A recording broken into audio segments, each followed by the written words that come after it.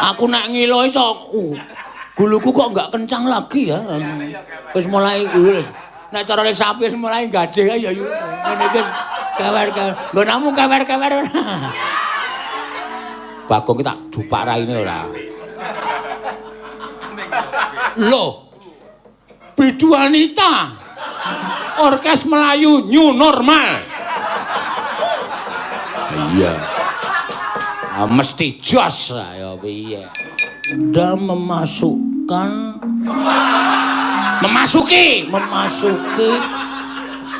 ke ceicing kencang cengelmu iki apa kencing ki apa nguyuh 2000 dengkulmu nomor telepone sapa nomor telepone uyuh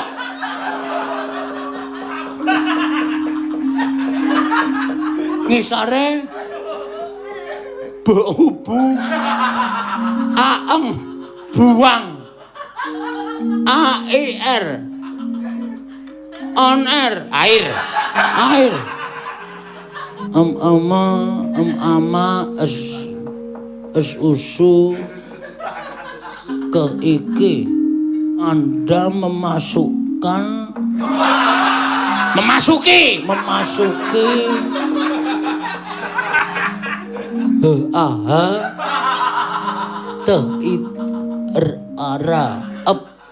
rayap harap kok rayap harap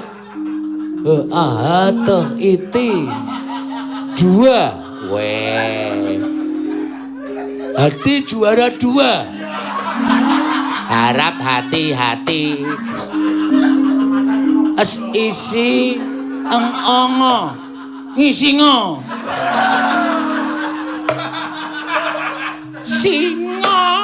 singo orang anggongi Sritenan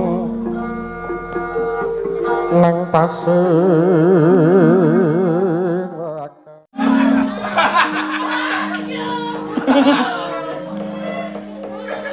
Beh, kae jajare ana kaya omah cilik kae, Tru. Ah diwaca. Taat.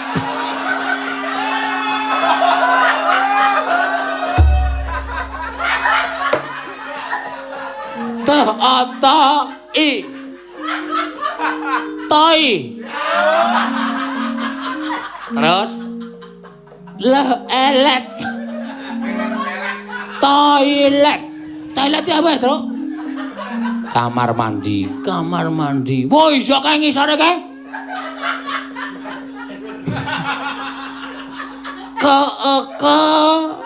Ceicing. Kencang cengelmu iki apa? Kencing ki apa? Nguyuh. 2000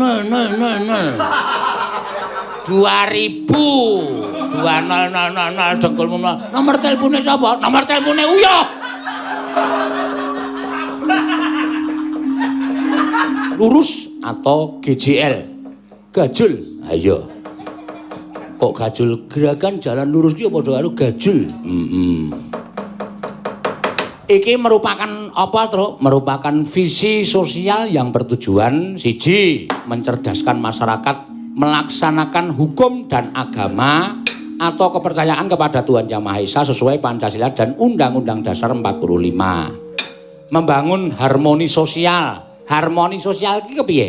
Kesetiakawanan sosial, saling membantu, gotong royong tanpa pamrih. Bersilaturahmi mencegah pungutan liar atau pungli. Oh. Dan penerimaan liar atau peli. Tonyo cangkemmu lho. Iki kesingatan lho, Reng. Aja pikiranmu aja elek sithik. Penerimaan liar kuwi nek disingkat peli, nek pungutan liar kuwi nek disingkat pungli. Oh. Ha iki tulisane ngono. Nek upama aku disalahke iki lho iki, pesenane saka Pak Riyanta pancen kaya ngono. Oh iya. Oh ya ora apa-apa. Ha. Pasal 23A UUD 45 bahwa pungutan yang membebani masyarakat harus dengan undang-undang Pungutan yang tidak ada dasar hukumnya adalah pungli. Pungli adalah korupsi sesuai Undang-Undang 31 tahun 1999. YO Undang-Undang 20 tahun 2021. Oh. Oke ya terus pungli oke banget. Pamane ana truk arep liwat dalan terus dicegat harus membayar kanggo wong-wong kuwi jenenge pungli. Oh iya. Pungli terjadi ora ning nggon dalan-dalan, ning kadang kala ana sing gawe KTP dijaluki dhuwit, ngono iki jenenge pungli. Gawe akte nikah sing maune jane gratis, ning kudu mbayar kuwi jenenge pungli. Gawe paspor sing kudune maune ora mbayar, dadi mbayar kuwi jenenge pungli. Monggo ora ana ketentuane mbayar. Ora ana undang-undange mbayar, ning kok mbayar kuwi jenenge pungli. Oh, kuwi kudu dibrantas. Kaya to, gawe akte tanah. Akte tanah ya pancen ana sing mbayar, ning ya ana bab-bab sing ora mbayar, ning kok dadi mbayar kuwi jenenge pungli. Agraria. Oh. Nek para wakil rakyat saka DPRD adol anggaran kuwi jenenge pungli. Kontraktoran perizinan. Nulis ya kesusu iki. Perizinan sing maune ora bayar dadi bayar kuwi jenenge pungli. Pajak lan sak piturute, pajak lemah, pajak apa wae sing maune bayare semene kok dadi semene, kok turah oke. Ah kuwi jenenge pungli. PPh. Ya. Oke ya terus oke. Oh, biaya cukai lan sak piturute. Seragam sekolah sing maune mbayare 400.000 dadi 800.000 kuwi jenenge pungli. Mlebu sekolah ya semono uga. Ditulungi ning dadak mbayar kuwi jenenge ya pungli. Masuk PNS, TNI, Polri, naik pangkat, jabatan dan lain-lain. Wah, ngono ya. Heeh. Dadi ya kudu ngati-ati. Ana wong njaluk cap ning nggon aku, Tru. Iki aku tak takon. Takon piye? Aku ra njaluk ning kono ninggali. Kuwi tetep dianggep pungli kok. Nek ditinggali aja gelem, sak mergo kuwi sak anu jenenge iki ketentuane ora mbayar kok dheweke ngekeki, kuwi nek tok tampa kuwi tetep pungli. Oh ngono ya? Heeh, tetep aja tok tampa. Nek aku butuh, aku imbuh. Wah, aku takon karo sing ngerti wae wong aku ya ming maca iki. Inspirasi pagi GJL. Slim 1, kiat visioner 1, setiap problem harus diselesaikan bukan hanya mencari untung saja. Angka loro, seringkali dalam kurung ketidakmungkinan itu adalah opini pendapat. Telu, tetap tenang, jangan panik. 4, keberhasilan pasti selalu membutuhkan pengorbanan. 5, suatu visi misi yang hebat dapat memperbaiki kesalahan-kesalahan kecil. Oh, Bapak Rianta SH. Tambah meneh. Saat ini masyarakat yang melakukan pemerataan tanah untuk dijadikan tanah produktif nomor atau pertanian sering diganggu oleh oknum aparat penegak hukum, oknum dan LSM dan sebagainya untuk dimintai duit dan atau atensi. Ini negara kesejahteraan, kok begini, kok begitu? Ya. Agar nomor pemerintahan membuatkan peraturan agar masyarakat bisa meratakan tanahnya termasuk di sini tambangnya rakyat. Mestinya masyarakat dibuat makmur dan sejahtera. Ya. Perbuatan oknum itu masuk pungli, hukumannya tambah 1/3 terhadap masyarakat sipil. Oh, ngono ya reng. Iya. Wis tak aturake. Maune Pak Rianta iki karepe lakone ya kuwi masalah kuwi. Heeh, ning kok nek lakon wayang ya angel banget, Tru. Iya. Ning kowe mbiyen ya tau nglakokke Bagong menjadi ketua pemberangusan korupsi. Pak Bonyamin, kae gawe balungan lakon, wis digawe jejere ngene, engko petruk ngene nganti tekan bubar. Aku mung kari nglakokke. Monggo nek iso gawe kaya ngono tak lakokke. Iya. Nek lakone terus mengko butane diwejang karo Semar masalah pungli. Ha butane ngopo? Iya. Iya ya angel nek wayang ki padake. Heeh, mergo ana tokoh-tokohe, ana tokoh Pandhawa, tokoh Kurawa lan sak piturute. Iya. Ya bener pancen ya ngono kuwi. Ha iya. Mula ya nyuwun pangapura iki visi misi tak aturake nang gara-gara ora dadi ngopo, Gong. Sing penting visi misine kecandak. Persembahan dari Bapak Rianta, wis tak aturake ngarep, koordinator gerakan Jalan Lurus. Mempunyai 5 kiat visioner, mau ya wis tak wacake. Gerakan Jalan Lurus pokoke sing bener dibenerke, sing salah disalahke. Wajibe pancen ngono. Mergo oke, sing salah dumeh sedulur terus dibenerke, sing bener dumeh wong liya terus disalahke. Kuwi acara-acarae oke kaya ngono kuwi, Tru. Ha iya. Mula kudu wajib awak dhewe sing mensosialisasikan perkara iki. Terus pamundutan lagu. Siji kuwi apa kuwi? Oh. Angka loro aja lamis dibawani saking Bapak Rianto SH ditujukan kepada Waka Jagung Bapak Untung Ari Mulyadi, Kajati Bapak Priyanto, Kapolda Jateng Bapak Ahmad Lutfi, Irwasum Polri, Komjen Pol Bapak Agung Budi Marioto, Kepala Satgas Sapu Bersih Pungutan Liar, dan Inspektur Jenderal Polisi Widianto Pusoko. Wah. Diaturake yo. Ya.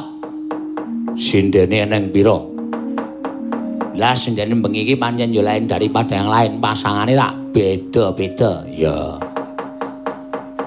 Ana Agnes Sianandasari. Ya.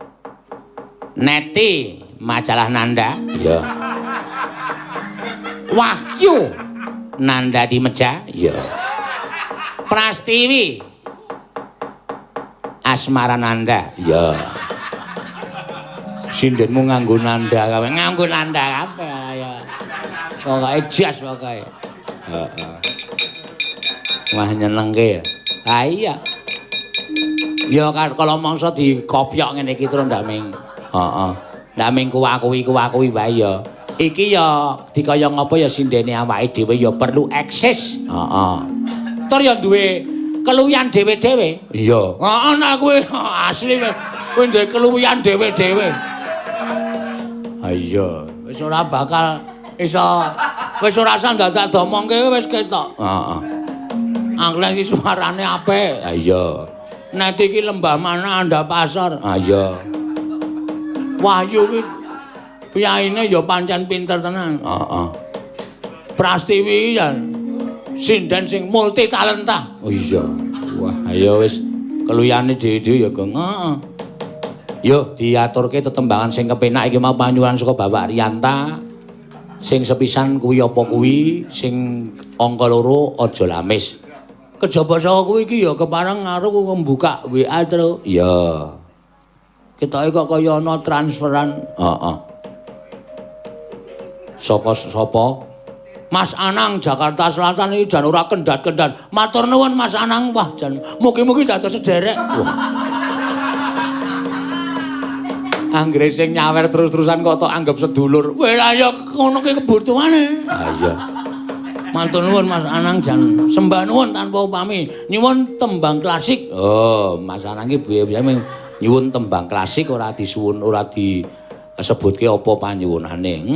Karo Miranti Serat dari Jakarta Selatan. Ya. Nyuwun apa iki kok ora dingano tulis. Heeh, Mas Miranti. Iki kok kaya obat. Heeh.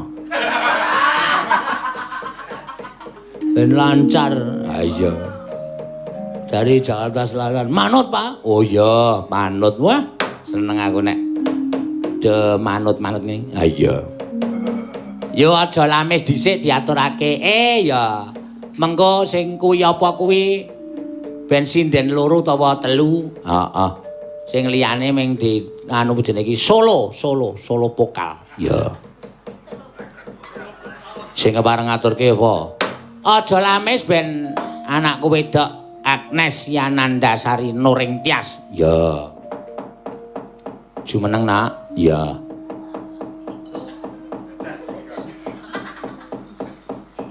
Ya. Lan-alan. Wirane dibenakke. Sinden ki mesine areng ngadeg dadak benakke wiron ya, Gong. Ya ora ana sinden benakke gendeng. Tak tak tak tak tak.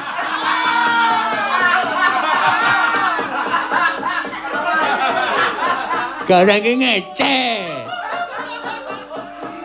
kok tak. Iya. Ayo. Ngaturke apa? Anu aja lamis. Aja lamis dibawani. Wah, ya bocah iki ya terkenal suarane powere tinggi kok. Tua. Ha iya. Kenalan ya Pak niki nembe beler ya. Apa nih? Flu, maksudnya flu toh? Wah, ya ora apa-apa. Dawa napa ya? Kowe kata-katamu mbok sing tertib, Nes. Aku ya mak tratap e. Anaon nggih Pak nembe beler, ayo mak. Bono pilek. Heeh. Pilekan kok beler-beler. Ular wah ya wis musim pancaroba. Iya. Iki aja kok wong pitik wis do mati kok. Ha iya. Nek musim kaya ngene iki gampang masuk angin. Ya.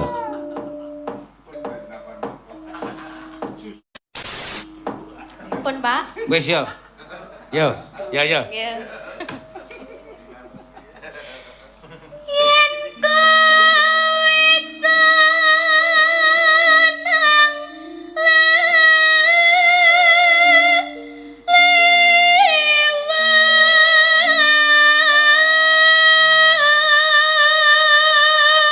Wah, ayo pilek kok kae suarane kaya ngono, ndaipun nek ora pilek ya, Cel. Ha iya.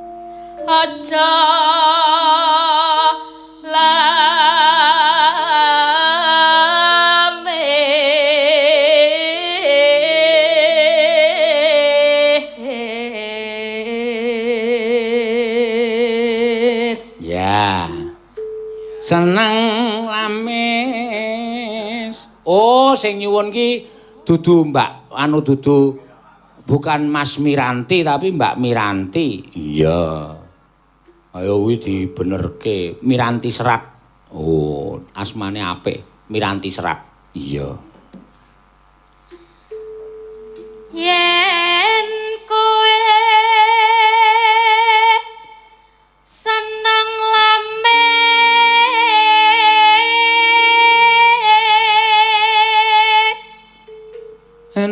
Neno gampang kena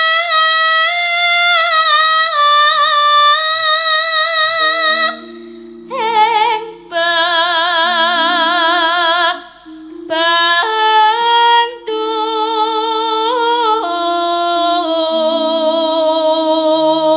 malah justru kuwi jeneng Jawa, Miranti Serat iki. Heeh. Soale saiki wong jenengke anake wis ora nganggo basa Jawa. Wiyaga-wiyaga iki jane nek ndek anak meneh jenenge ya manut abuhane. Oh. Heeh. Sing gender nek ndek anak jenenge Natnung. Lho, mangan. Ang gender kok Natnung. Heeh. Nek sing bunang Ndululit. Bambang Ndululit. Lho, ora gleleng. Iya. Nek sing enong ayo Joko Nutnung. Ah sing elek dhewe nek sing nyiter nek wedono endang cing-cing ayo. Kecing-kecing. Ora usah. Dijenengke kecing kowe. Kena kecing. Heeh. Ya. tumraping sesrawungan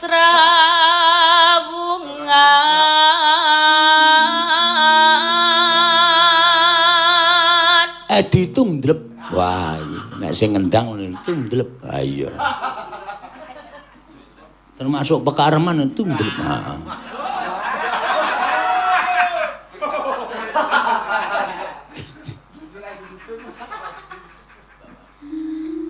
Mbak aja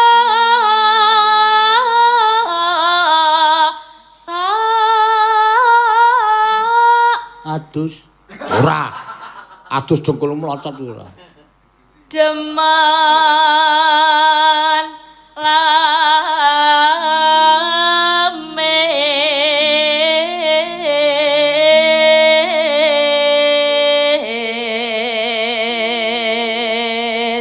Wis tua-tua tenan lho, Tru. Nek gak aku nek Agnes nembang ini rasane kaya umurku ku wis tua tenan lho, Tru. Wah iya.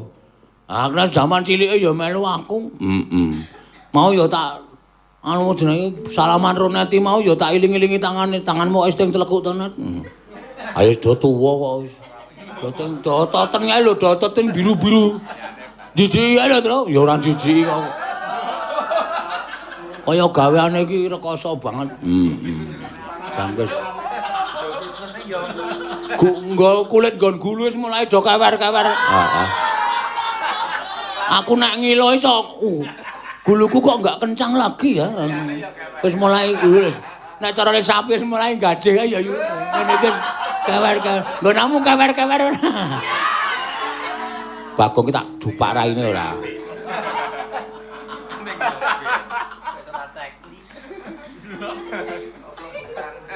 Senang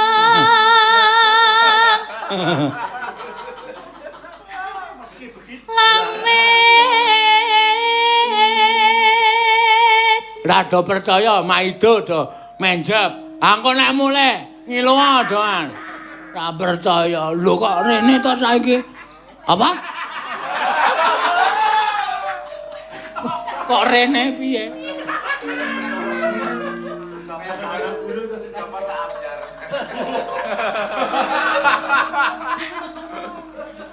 Pada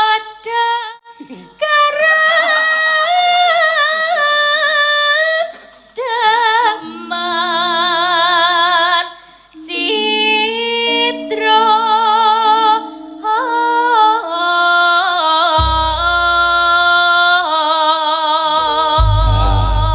Titikane anggere rambut dhuwur ki wis mulai rontok. Wis tuwa. Oh iya, iya. Aku nek ngilu kene iki ketok ketel ngarep ngene iki. Ah, iso dijungkati miring. Ah ning kene. Lho. Kene iki selo ae lho. Tumone do bal-balan. Aku yang muni deki gawang, aku yang tumo kan ngedeki gawang iki. Sepatune sepiro? Cilik banget. Cilik banget. Sepatu tumo cilik banget. Ah iya. Ayo nek bocah lanang mesti do rontok rambuté. Tengah ini mesti rontok. Kokean mikir. Ah delokno ora percaya kuwi sing gender iki rambuté kene iki silang tengah kuwi. Oh. Sing mbunang kuwi rambuté tengah kuwi ya silang. Heeh. Nang ngene sinden sing ilang ngono apa ya ambuh. Rasa takoki. Tendang ora. Wong pertanyaane mesti. Yen kula tasih utuh ya, Pak. Apa? Rambut ta? Heeh. Lah nggih. Sing dhuwur kene lho nek nggon unyeng-unyeng ini biasane sok rontok. Nek wong wedoke anggere mulai dijungkati rambut dawa. Aduh, rontok. Ngono kae wis mulai tuwa. Oh iya. Delok Prastiwi kae. Prastiwi kae dhuwur kene iki dipulas kok le ireng iki. Dicet ekspres kae nek arepen.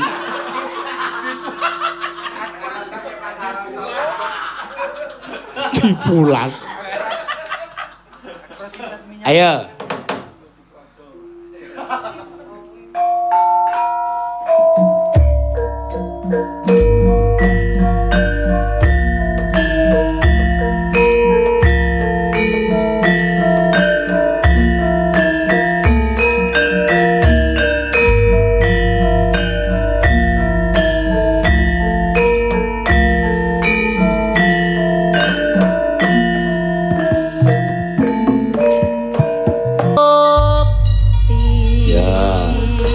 Tembang lawas ya Leng, tembang klasik ya dening Mbak Agnes ya.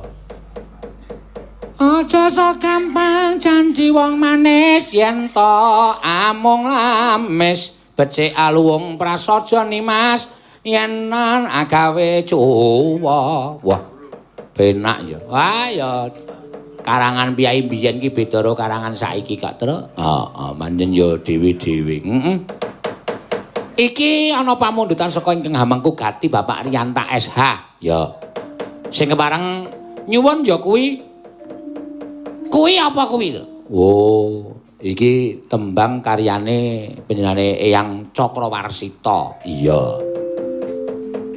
Larase diwalik ndak gosong. Ora ndak gosong, larase diwalik kok ndak gosong ora. Sekalian pesinden loro sing laire ya padha. Lho. Gedene ya padha. Ning saiki ora padha. Iya. Mbak Wahyu karo Mbak Neti. Kuwi apa? Kuwi sekembang melati sing tak puja-puji aja do korupsi. Merga yen korupsi negarane rugi. Piye Mas kuwi? Aja ngono kuwi. Wah, apik ya Reng. Wah, iki tembang Mengku Pitutur Truk. Ha iya. Kagem masanang Mbak Miranti ya uga tak aturake sisan babar pisan. Engko isih ana siji pamundutan sing nimbali Climen mau bengi ya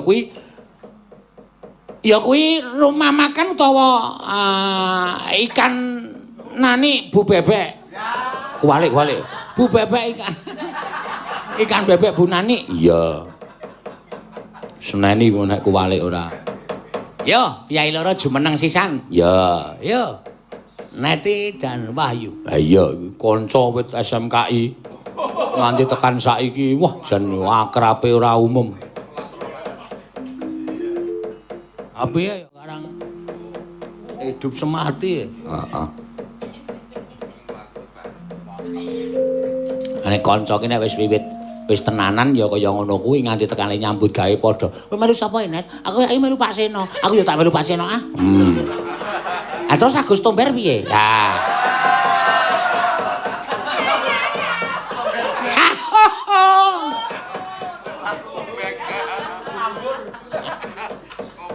Engko ora numpak.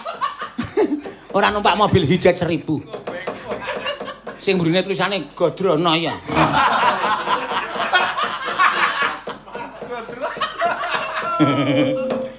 Ayo diaturake.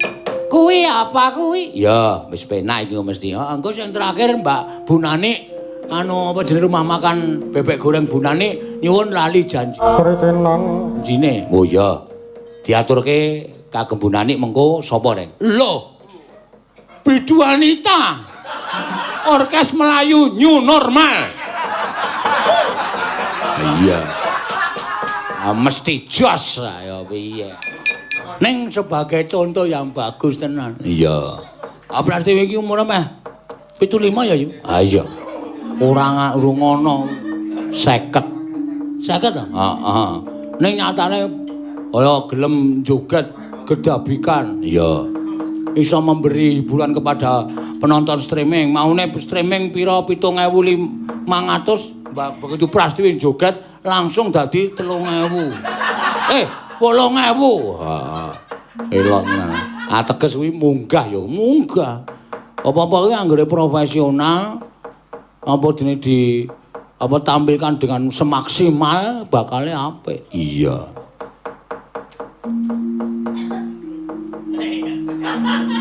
Mopo iki senengane ora. Ayo wis piye engko tak rekame tak kirimne Wahyu engko. Heeh. Delok len joget ya. Apik tenan. Heeh. Kaya arep nyemplung banyu ra sida lho. Mangu-mangu ae. Heeh. Apik. Ki mau jenenge coba ditiliki WA-ne isih ana sing kepareng ngirim apa ora, Truk? Iya, mbok menawa ana sing kliwatan kadang kala wis bubar isih ana sing nyuwun. Dikira wayangan sosok ngertine wayangan sewengi. Buna ora sewengi. Ha iya. Heeh. Kowe entuk anu lho Yu, entuk apa penggemar anyar lho. Heeh. Sapa, Gong? Bojoku. Oh. Anggere muni ana Prastiwi terus nonton senenge ra jamak-jamak. Aku ya wis tak tari ya dituku apa piye aku. Ngarep nggo dolanan tak tukune. Kaipir sikile terus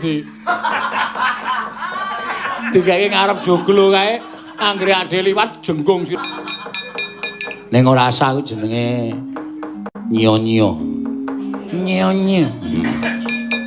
Yo suwe banget ning alas karo ndara-ndara Pandhawa sakploke diobong ning endi Waranawata ning kutha Pramanakati mlebu ngerong melu lakune Landak Putih jedul iki ketoke ngalas ngendika kaya ana tulisane lho delone lho wo endi wo ana plakate ngono lho wo ngono kok coba tak wah mataku wis mata tuwa iki nek maca wis ora cetha e ngendi kae Gong kene wis seneng SDM rendah tak wacane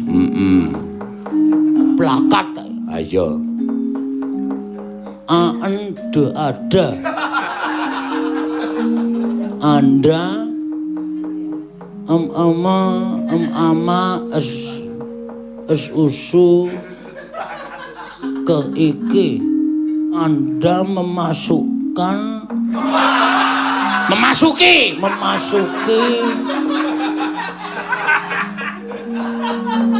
wa iwi ya ayah wilayah. Anda memasuki wilayah. Apa kuwi? Apa?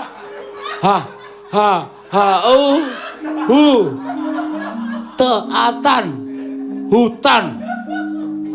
Anda memasuki wilayah hutan pinus. Ngawur. Kae ngarep dheweke kok pinus. Hutan eka KAKRA. Anda memasuki hutan Eka Prasetya Pancakarsa. Matane siwer ora. Ora ana hutan kok Eka Prasetya Pancakarsa ora. Kae apa, Truk? Hutan Eka Cakra. Oh, berarti wilayah negara Ngeka Cakra. Asik medun kae.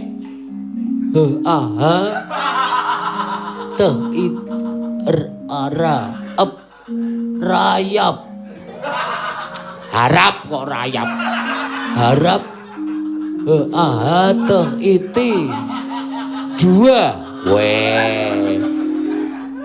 Hati juara 2. Harap hati-hati. Goblok. Harap hati-hati. Beaba. Sing endi? Sing munggah. Oh. Beaba. Anya.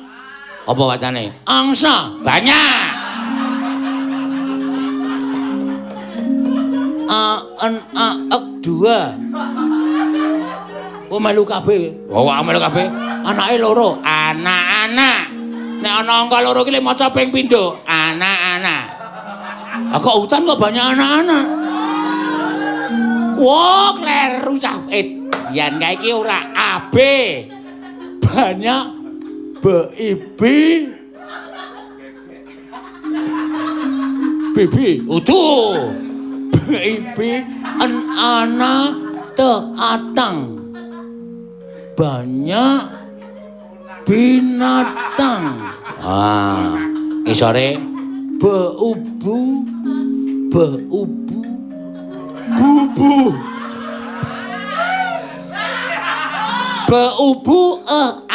Bubu AS. Bu Amerika Serikat. Utuh. Buas. Ama acan. Macan. Olo. Gula. Gula apa? Es isi eng-ongo. Ngisingo. Singa. Ora nganggo ngi.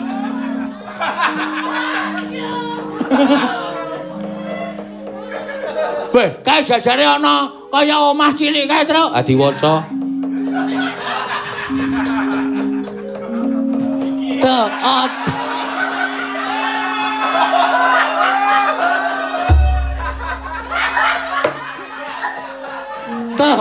Taat-i. Toi. Terus elet. Toilet. Toilet apa ya, Tru? Kamar mandi. Wah, iso kae ngisore kae.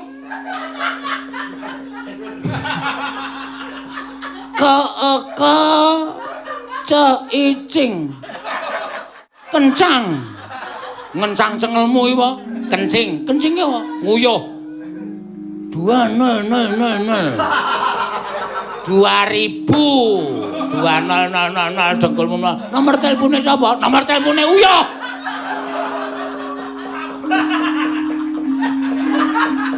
Ngisore Bubu. Aeng buang. AIR. On air. Air. Asar. Buang air besar. Maksudnya piye grojokan apa piye? Udu. Buang air besar itu grojokan.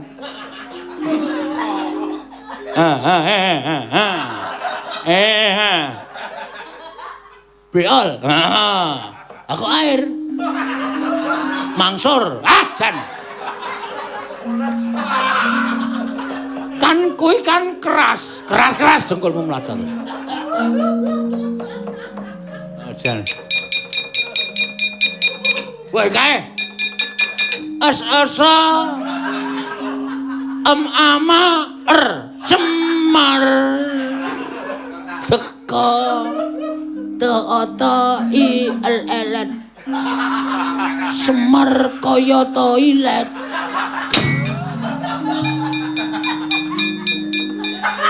Bapakne kok dunake kok toilet ora. Njur kowe teleke kok. Sidem. Stop. Wis. Aku lek guyu nganti kelumah. Ayo Pak Ndara nendi? Nang alas.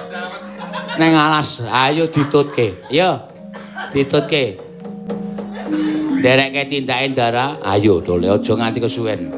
Ngenange Sritenan nang tasih